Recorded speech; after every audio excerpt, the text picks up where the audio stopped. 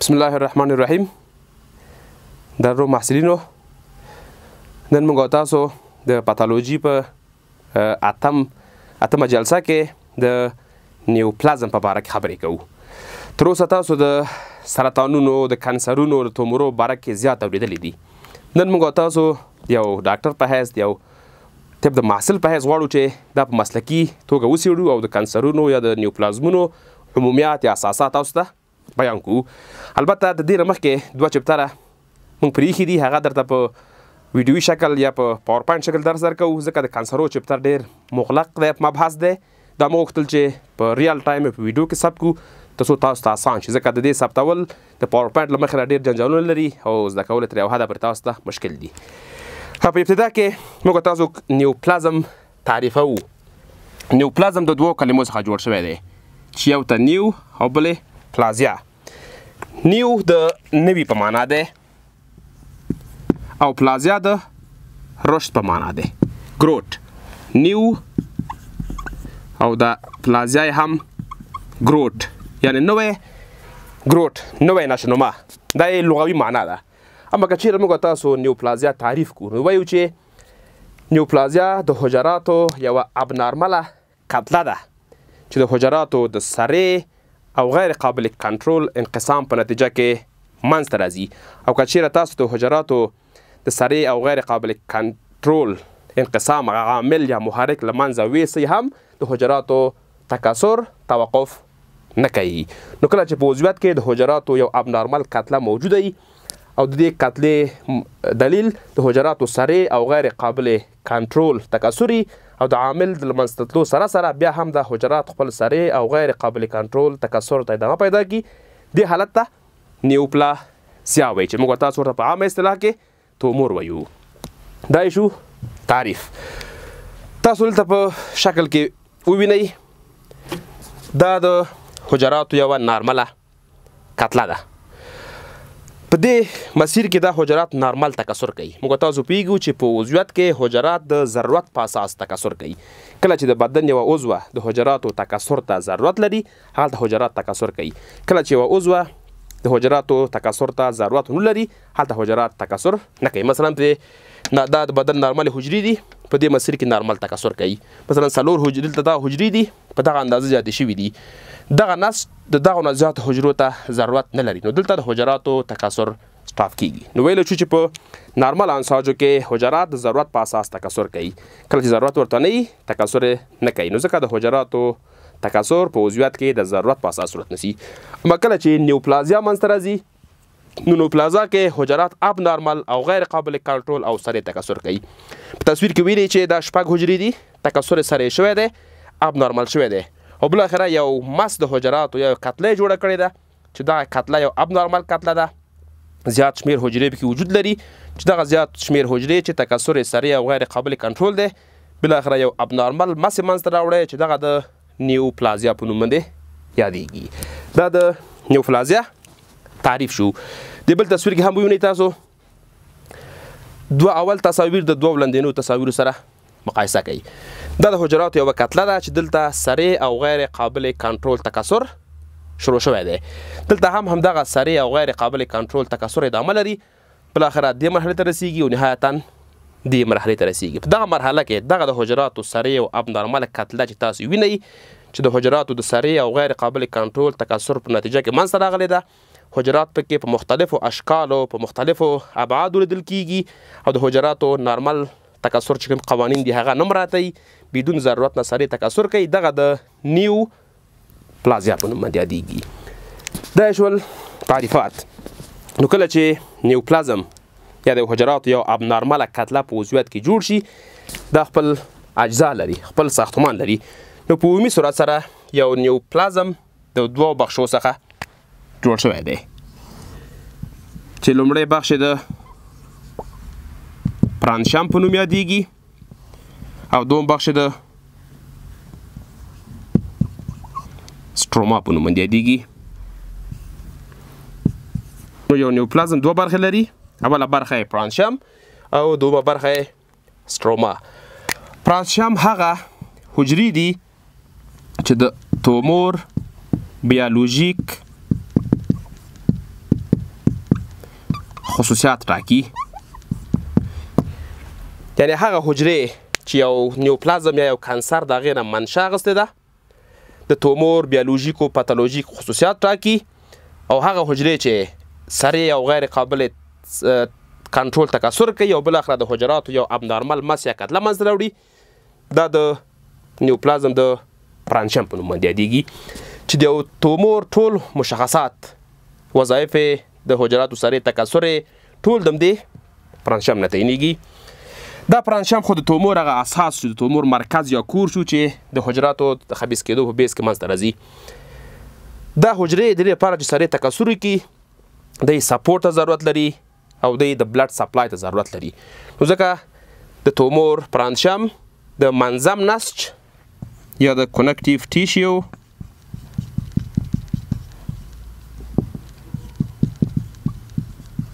او همدارنګه د بلډ ویسلز په واسطه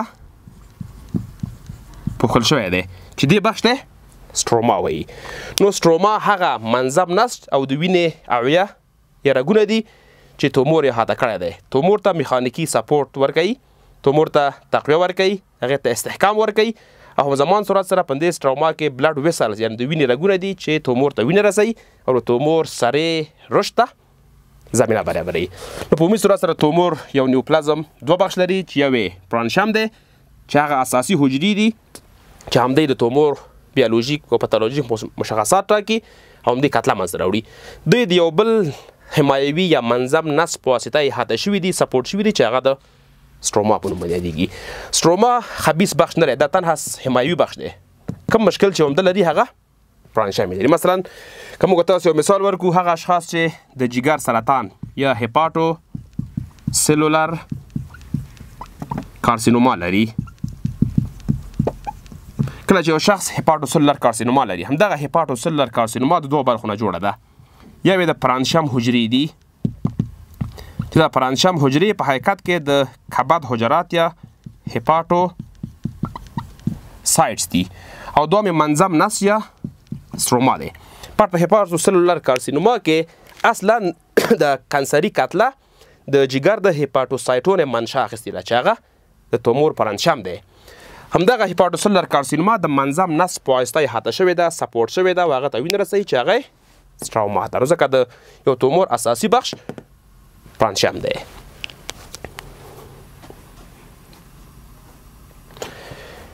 دلته یو مس نومینیشن چې لږ د هغې باره کې باید وضاحت ورکړو، هغه دا دی چې موږ تاسو همیشه د ټیومور کلمه اورېدلې ده، که څو اصطلاحات باید تشریح شي.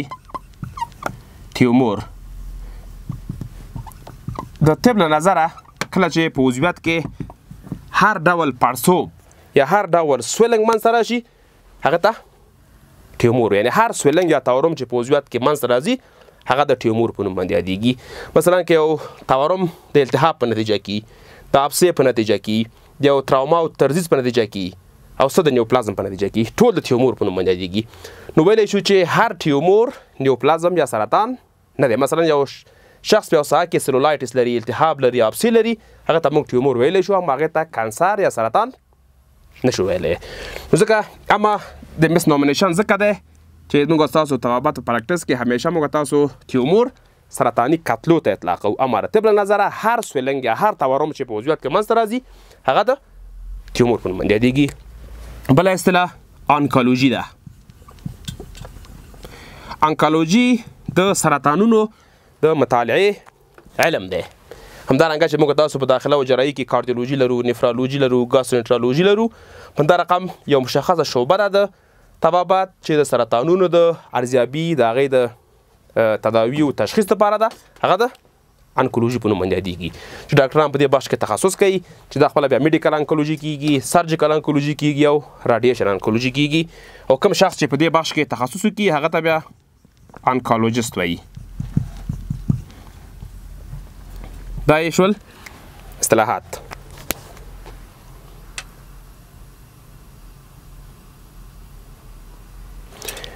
تر اوسه موږ تاسو نیوپلازم صرف تعریف که چې د حجراتو یو ابنارمله کتله ده چې د حجراتو د سریع او غیر ضروري انقسام په نتیجه کې منځته راځي. اوس دا وایو چې په ځینې حالاتو کې همدا نیوپلازم کېدای شي سلیم وي، په ځینې حالاتو کې کېدای شي چې دا خبیث وي. اوس دا لولو چې یو سلیم نیوپلازم کوم مشخصات لري. benign نیوپلازم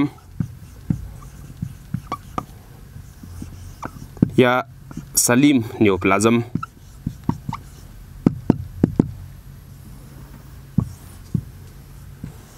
benign یا سلیم نیوپلازم تعریف واضح شو. benign نیوپلازم هم د حجراتو یو ابنارمله کتله ده چې د حجراتو د سرې او غیر ضروري انقسام په نتیجه کې منځته راغلی ده. د حجراتو داسې یوه کتله ده. اما دا خپل یو سلسله مشخصات لري. اوله مشخصه دا ده چې په سلیم نیوپلازم کې نیوپلاستیک حجرات د ساختمان او وظیفې له وجې نه له نظره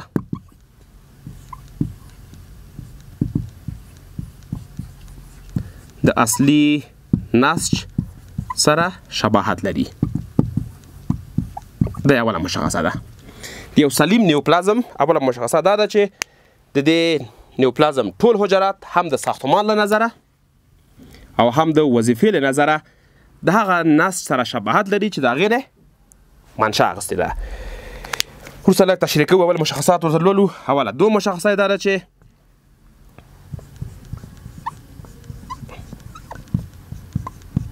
نو لوکل انویژن. دا معنی چې دلته یو نیوپلازم دی سلیم. نیوپلازم سلیم خپل مجاورو انساجو ته تهاجم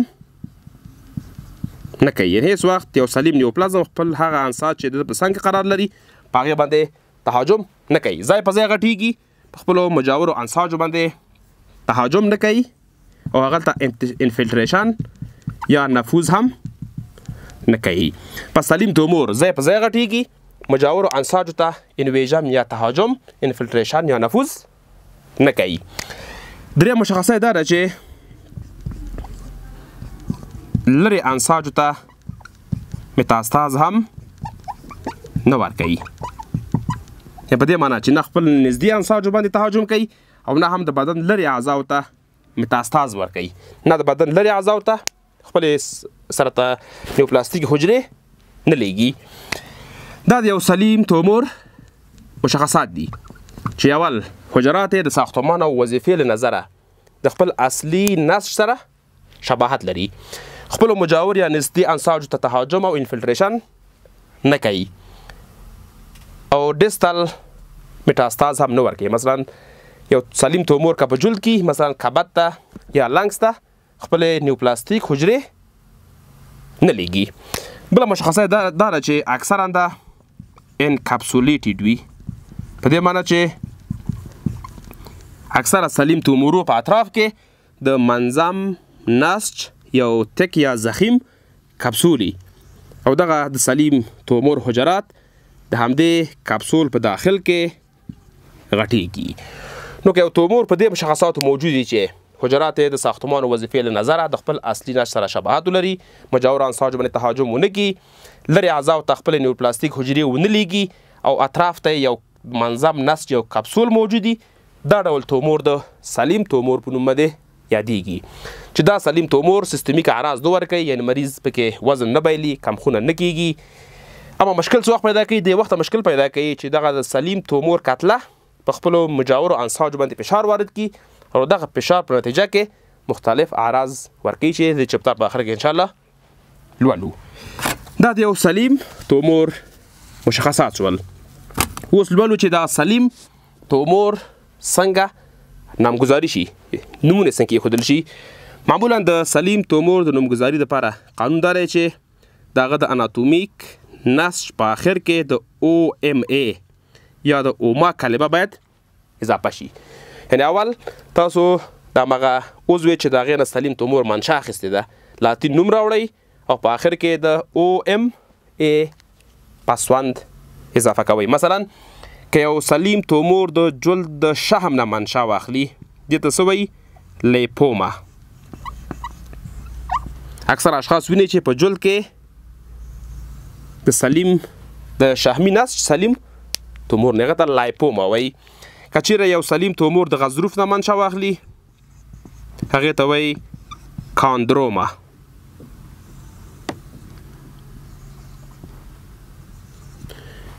نو نامګذاري همدا شوه چې د هرې عضو نه چې یو سلیم تومور منشأ اخیستی د هغې د لاتین نوم په آخر کې OMA کلمه اضافوئ. مثلا که د شحم نه منشأ واخلي لیپید نه لایپوما او که د غضروف نه منشأ واخلي کاندروما. دا عمومي قاعده شله. اما ځینې استثناءات وجود لري. هغه د اپیتل نسج د سلیم تومورو نامګذاري د سلیم تومور نامګذاري یو څه تفاوت لري. د اپیتل نسج د سلیم تومور نامګذاري کې استثناءات دا دي. له درې اصطلاحات غواړو بیان کړو. اول اډینوما.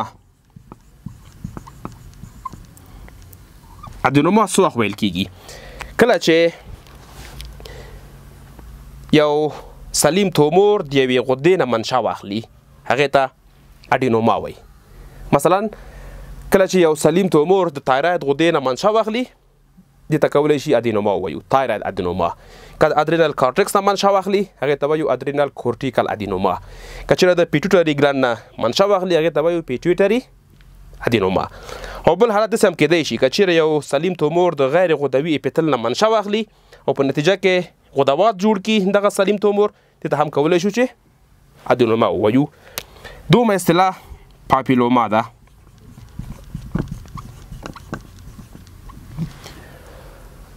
پاپیلوما هغه وخت موږ ویلی شو چې یو سلیم تومور د کورنګ اپیتل نه منشأ واخلي اما نهایتا د ګوتې په شان یعنی فنګر لایک پروجیکشن جوړ کړي. یعنی کله چې سلیم تومور د پوششي اپیتل یا د کورنګ اپیتل نه منشأ واخلي اما ظاهري شکل یې د ګوتې په شان فنګر لایک پروجیکشن پیدا کړي دا د پاپیلوما په نوم باندې یادېږي. تصویر ته ښیم وروسته.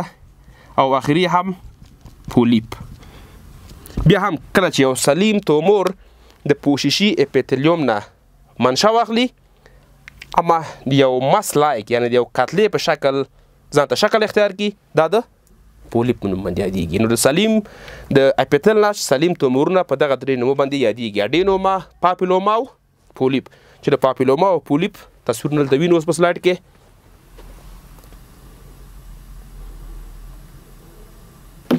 تاسو د تصویر کې وینئ دا پاپیلوماګانې دي. واقعي تصویر دی د کولونوسکوپي د غټو کولمو. دلته د کورنګ اپیتل سلیم تومور دی. دا سلیم تومور فنګر لایک پروجیکشن یا د ګوتو په شان تبارزات پیدا کړي چې دا د پاپیلوما په نوم باندې یادېږي. دلته هم یو السټریشن دی، یو تصویر دی چې سلیم تومور دی د اپیتل کورنګ نه منشأ اخیستی او د ګوتې په شان یو پروجیکشن پیدا کړی دی چې دغه هم د پاپیلوما په نوم باندې یادېږي. په تصویر کې تاسو یو واقعي تصویر د کولونوسکوپي وینئ. د غټو کولمو واقعي تصویر دی. دا یو د وړو د غټو کولمو د کورنګ اپیتل یو سلیم تومور دی چې دا د پولیپ په نوم باندې یادېږي. پولیپ هم وویل هغه سلیم تومور چې د کورنګ اپیتل نه منشأ واخلي اما ځان ته د یو کتلې یا د یو مس شکل اختیار کړي دا د پولیپ په نوم یادېږي. دا هم یو پولیپ دی، دا هم یو پولیپ دی. پولیپ دوه برخې لري. یوې هغه سطحي قسمت دی چې کتله د توموري ده او بل یو سټاک یا ساقه لري چې دغه سټاک یا ساقه خپله پولیپ اخلي د کولمو د جدار سره وصلوي او دغه سټاک یا ساقه کې د وینې رګونه دي چې د تومور ته بلډ سپلای کوي. دا به د سلیمو تومورونو نامګذاري. دلته هم دا یو پولیپ دی چې دا کتله ده او دا هم سټاک یا ساقه ده او دا هم یو پاپیلوما ده. اوس لولو د خبیثو تومورونو. دا لیکچر هم دلته ختم شو. تر بل لیکچره پورې خدای پامان.